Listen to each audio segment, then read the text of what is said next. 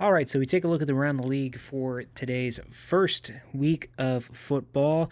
Starting off the Cardinals and the Bills. Marvin Harrison starts his first NFL game. He had a pretty good game, nothing to write home about. The Cardinals did make it a game. It was a very good game. Cardinals were up big early, but Josh Allen is Josh Allen. He goes 18 for 23, 232, two touchdowns, and he even managed to get two rushing touchdowns as well. So you already know how great Josh Allen is. We already know that it seems like he's figuring it out without Stephon Diggs, who he's without now as after the trade to Houston. So we'll see where it goes from there. Next up, Panthers and Saints.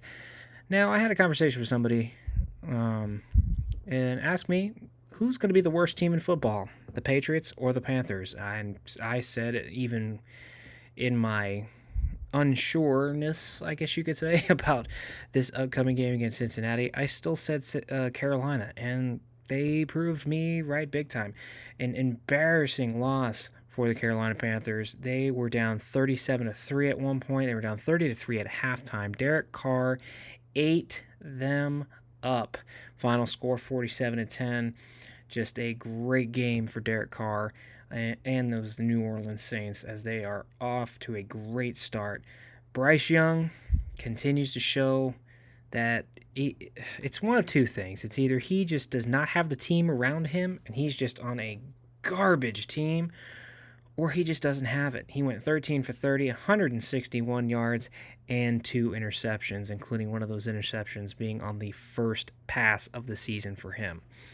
Now we go up to an AFC South matchup between the Texans and the Colts. This is a rematch of last year's final game, which decided who's going to get that wild card spot. Houston would go on to win against Indianapolis, who was without Anthony Richardson, who's finally back from injury. And let me tell you, Anthony Richardson, probably one of the best throws you will ever see from a professional quarterback. Just a bomb to Alec Pierce for 60 yards. Just a rocket downfield. Unbelievable throw. But Houston just was too much for them. Diggs scores his first touchdown as a Texan. He would add another one later on. Nico Collins would get over 100 yards receiving, but the big game was by Joe Mixon. 30 carries, 159 yards, and a touchdown. Houston wins 29-27. Here's another game that was close. It really wasn't close. Jaguars jumped out to a big lead early on, up 14-0 in the first half. Going into halftime, up 17-7 on a last-second field goal from Cam Little. But the second half, all Miami. Miami put the clamps on them. Trevor Lawrence couldn't get going again. Bigsby couldn't run the ball real well. Gabe Davis, former Bill, he gets his first few catches of the season as a Jaguar, but really nothing to it there. Fourth quarter, all Miami. Game-winning field goal from Jason Sanders, 52 yards. They win it 20-17. Highlight of this game was Tyreek Hill, 7 catches, 130 yards, and that one touchdown. The highlight of the game, 80 yards, the longest play, believe it or not, of his career. If anybody can believe that, as shocking as that may be, is how explosive he is. Next up, another game that just was not close whatsoever. It's the Minnesota Vikings and the New York Giants, or New York Canadians, whatever they're wearing in those god-awful jerseys that make them look like they're about to take the ice to take on the Boston Bruins. They fall 28-6. Daniel Jones was irrelevant again. Just the Giants, you're not sure what team is going to show up, and the bad ones showed up. Just a bad game for Daniel Jones. 22-42, 186 yards, 2 interceptions. The run game could not get going. Malik Neighbors does get his first few catches in the NFL, 5 catches, 66 yards. But despite the fact that J.J. McCarthy is out for the season, Sam Darnold steps in his place. Very efficient outside of the interception. He goes 19 of 24, 208 yards, and 2 touchdowns. Aaron Jones, in his first game, he puts up a touchdown. a little under 100 yards, almost 100 yards, about 94 yards. So Vikings win 28-6, a big one there. That game would be in the third quarter. It was the exclamation point of that game would be the Andrew Van Ginkel 10-yard pick six. So Vikings win 28-6, off to a good start for them. Next up is the Steelers and the Falcons. I don't know how this happens. As a person who despises the Pittsburgh Steelers and Mike Tomlin, they just somehow find a way to get those wins that puts them at 500 so they can continue giving Tomlin all the credit in the world. But the Steelers, no touchdowns for them in this game. Chris Boswell, 6 for 6 on field goals. They win 18-10. Kirk Cousins struggled in this game. He threw a couple of really bad interceptions, including a pass under pressure with the pressure in his face, and he just tosses up a duck. And it was a guaranteed interception. It would be the final really bad throw for him of the day. He finishes 16-26, 155 yards, a touchdown, and 2 picks. Justin Fields, in his debut, he starts over Russell Wilson due to his injury. He goes 17-23 with 156 yards. Again, no touchdowns. So the Steelers do win 18-10. We'll see what they do next week in their next game. Another rookie quarterback making his debut with the Washington Commanders, Jaden Daniels. He had himself a game, but problem is that Commanders defense is just disgusting. Horrible defensive play by the Commanders. Baker Mayfield tore them apart. Very efficient day for him, 24-30, 289 yards, 4 touchdowns. The run game for the Tampa Bay Buccaneers really got going in the second half, and the Commanders just couldn't stop it. For a team who was one of the worst teams in the NFL last season running the football, the Buccaneers just managed to be better on the line of scrimmage to get them those holes, to get those big plays going. Mike Evans, again, by far the most consistent wide receiver in the game today. No debate there. He has another good game, 5 catches, 61 yards, and 2 scores. Chris Godwin had himself a good game as well, 8 catches, 83 yards, and a score. So the Buccaneers look good as they win their 4th straight opening game to start the season, a franchise record.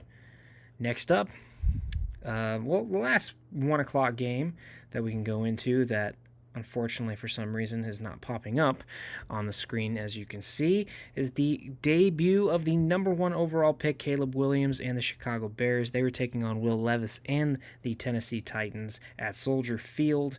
Caleb Williams struggles mightily in the first half. He had about 50 yards passing in the first half. He finishes 14-29 with 93 yards passing, but defense and special teams was the backbone of the Bears today. It's down 17-3 at halftime. In the third quarter, Jonathan Owens would get a blocked punt return. He would block the punt, return it for a touchdown, make it 17-10. A couple of Cairo Santos field goals later, then a pick six, 43 yards with just 7.5 to go in the game, puts the Bears up for good. They win 24-17. Will Levis does throw 2 INTs in this game. Tony Pollard makes his debut, 16 rushes, 82 yards, and a score. Now the next up is the later game as well, the Raiders-Chargers game. And the Chargers, it was a back-and-forth affair. It was a very close game. The Raiders played well. They played very well today. I know the scoreboard doesn't say it, but, 225 yards passing, 71 yards. They had a lot of explosive plays, but the turnovers did them in. 2 fumbles lost and an INT thrown by Gardner Minshew. He was able to throw. He was throwing the ball out very well today. He was moving around the pocket. It's just, unfortunately, that offensive line for Las Vegas could not protect him in the long run. Harbaugh, his first game in the NFL again in about 8 years now since his San Francisco exit many years ago. He wins his debut 22-10. The Chargers, J.K. Dobbins, 10 carries, 135 yards, and a touchdown. He had a lot of big explosive plays. Almost had a second, but was caught from behind by the Raiders. Next up, a debut of the GOAT, Tom Brady in the booth. A lot of people said he wasn't that good. Yeah, he had struggled at times in the first half until he was finally able to get it going as a broadcaster in the second half. But a lot to be seen, a lot more to be had there. But the Cowboys, on the other hand, dominated every bit. This game was a blowout through and through. That 33-17 score doesn't give much credit to what Dallas did. Deshaun Watson and the Browns did score in the final minutes of the game to really make it look respectable, but outside of that, they were destroyed all over the field. Deshaun Watson couldn't make any plays. Excuse me. Excuse me. He was hit very hard late in the game, came back in, and was able to make a couple throws, get him in a position to score that last touchdown. Ezekiel Elliott makes his return to Dallas after a few seasons, and he gets 40 yards on 10 carries and a score. Dak Prescott, his first game since signing the biggest contract in the league with millions of dollars guaranteed. He makes a nice touchdown throw to Brandon Cooks in the first half off the blitz. Great play from him. Dallas does win 33-17, but on the backbone of their defense, 6 sacks, 2 INTs, and a punt return for a touchdown by KaVontae Turpin. So, Dallas wins. I don't know why anybody really thought that this team was going to stumble out of the gate. This team does have great players on defense and on offense as well. Minus the contract situations and minus the drama, they still have those great players. Next up, another rookie quarterback making his debut today, Bo Nix for the Denver Broncos, won the starting job outright from Jarrett Stidham. He struggled today, and he really didn't get going until the second half, but even at that, he still goes 26 of 42, 138 yards, and 2 interceptions. He does add 35 yards and a score on the ground for him. Again, a score, that last second score for them coming right at the 2-minute warning with 2:09 to go to make it 26-20. Geno Smith struggled early in the game, threw a really bad interception, but they were able to figure it out with their run game. Kenneth Walker III had himself a day, 20 carries, 103 yards, and a score. Lastly, again, for some reason, don't know why, the Sunday night game is not showing, but what a game it was. The Lions jumped out to a 17-3 lead early in the third quarter, but Matthew Stafford and the Rams would not go away. Stafford finishes 34-49, 317 yards, 1 touchdown, and 1 interception. That 1 interception turns out to be huge in the long run, as it was a red zone interception, something that you really don't see from this Rams offense. Now, Cooper Kupp had himself a day, 14 catches, 110 yards, and a score. He was really linked in with Stafford today, but the story is Jameson Williams from the Lions. What a day for him. 9 targets. He had 5 catches, 121 yards, slashing. Just unbelievable against this defense of the Rams. And he did end up getting a touchdown wide open down the sideline. Beautiful throw from Goff. Outside of a bad interception from Goff down the sideline. Great play by the defense of the Rams. He finishes 18-28, 217, a touchdown, and of course that pick. Montgomery sets them up for that last second score in overtime, where he would put the game on his back in overtime, and Detroit wins 26-20 in a rematch of the wild card game last season, where they also won. So Lions start their season 1-0. The Rams coming in struggling, even though they were fighting back into this game, they still fall 26-20. That is the Around the League scores. I apologize for not getting all of these scores up for some reason. Having a little technical difficulties here. Hope you guys can forgive me.